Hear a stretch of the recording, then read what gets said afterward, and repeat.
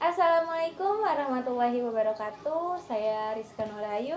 Di sini saya akan menjelaskan tentang metabolisme galaktosa dan metabolisme gula amino.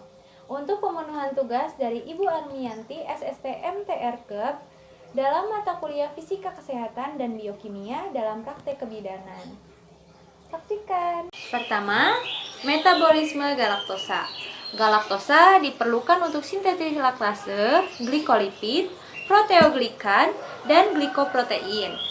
Galaktosa berasal dari hidrolisis laktosa yang terjadi di usus halus. Galaktosa diubah menjadi glukosa di hati melalui serangkaian peristiwa reaksi biokimiawi. Di sini saya akan menjelaskan konversi galaktosa menjadi glukosa di hati. Di sini ada 3 reaksi. Yang pertama, reaksi 1, reaksi 2, reaksi 3. Di sini ada galaktosa. Enzim galaktokinase mengkatalis reaksi, dan dalam reaksi ini diperlukan ATP adenosid trifosfat sebagai donor fosfat yang nantinya diubah menjadi adenosid trifosfat ADP. Setelah itu, galaktosa 1-fosfat dikatalis oleh enzim galaktosa 1-fosfat uridin transfer sehingga menjadi uridin difosfat galaktosa. Sama halnya dengan glukosa 1-fosfat diubah, ditransfer menjadi uridin difosfat glukosa. Yang tadi reaksi 1, sekarang masuk ke reaksi 2. Suatu epimerase mengubah galaktosa menjadi glukosa. Mengubah galaktosa menjadi glukosa. Reaksi ini terjadi pada suatu nukleotida yang mengandung galaktosa.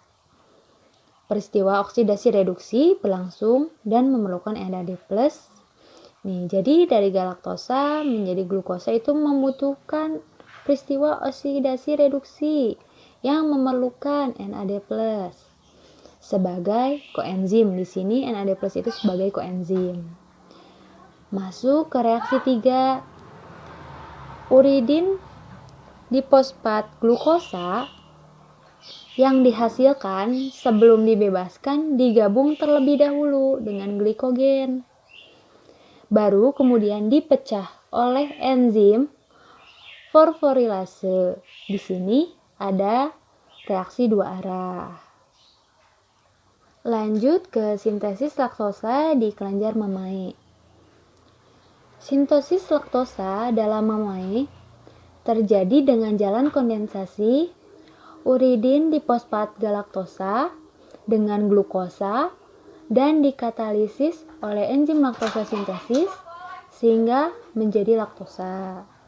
Suatu penyakit yang dapat diturunkan menyebabkan galaktosemia mungkin terjadi akibat kekurangan enzim-enzim pada reaksi 1, reaksi 2, dan reaksi 3. Akan tetapi, yang paling banyak diketahui adalah akibat kekurangan enzim uridin transfer pada reaksi 2. Karena kadar galaktosa meningkat dalam lensa mata, galaktosa bisa mengalami reduksi menjadi galaktitol. Apabila kadar galaktitol ini tertimbun dalam lensa mata, maka akan mempercepat terjadinya katarak.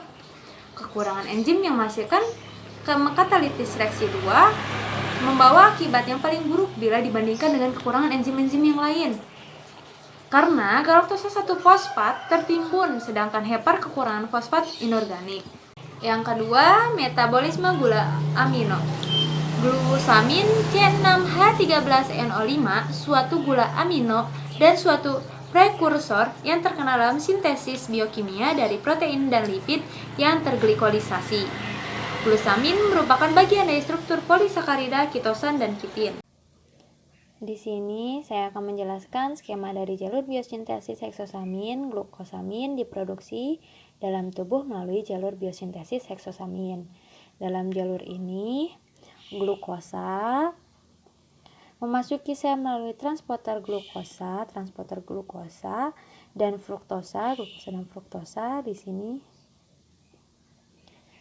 Metabolisme untuk fruktosa 6-fosfat oleh suatu heksokinase.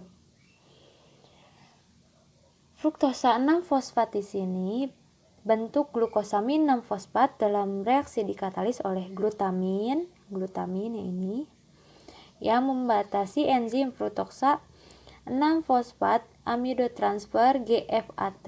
Di sini nih GFAT, di mana glutamin berfungsi sebagai gus amino.